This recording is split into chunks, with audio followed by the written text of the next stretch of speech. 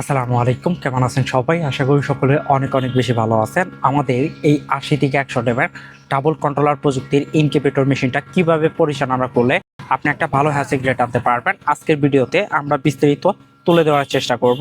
Incubator মেশিনটা থাকবে একটা প্যাকেট আকারে। প্যাকেটটা খোলার পরে আপনারা মূলত এখানে 3টা কন্ট্রোলার দেখতে পারবেন। এটা চলবে হচ্ছে কারেন্টে, এটা চলবে হচ্ছে ব্যাটারিতে, আর এটা হচ্ছে হাইগ্রোমিটার। এইখানে কারেন্ট না থাকলে আপনি তাপমাত্রা, আর্দ্রতা দুইটাই দেখতে পারবেন। ইনকিউবেটর মেশিনটা কোনো প্রকার চাপাচাপি করবেন না, সবকিছু কিন্তু আমরা অটো সেট করে দিয়ে থাকি। আপনারা যে কাজগুলো করবেন, ভিতরে একটা ন্যাকটা ভিজিয়ে এইভাবে ডিমগুলা বসায় দিবেন এবং ডিমের যে কোনো এক পাশে মার্ক করে দিবেন। যখন প্রথমে ডিম ঘুরাবেন মার্কটা নিচে রাখবেন, পরবর্তীতে যখন ডিম ঘুরাবেন মার্কটা উপরে রাখবেন।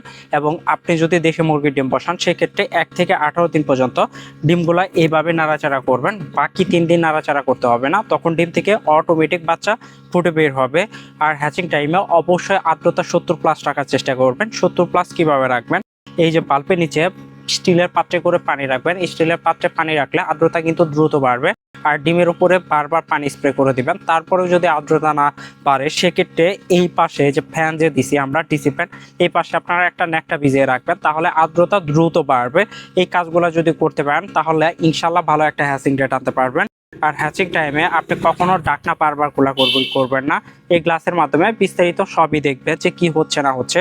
আর আমাদের একটা এরকম গাইডলাইন থাকবে, এই গাইডলাইনটা বারবার পড়বেন, তাহলে আরো খুব সহজে ইনকিউবেটর মেশিনটা পরিচালনা করতে পারবেন। ধন্যবাদ সবাইকে, আসসালামু আলাইকুম।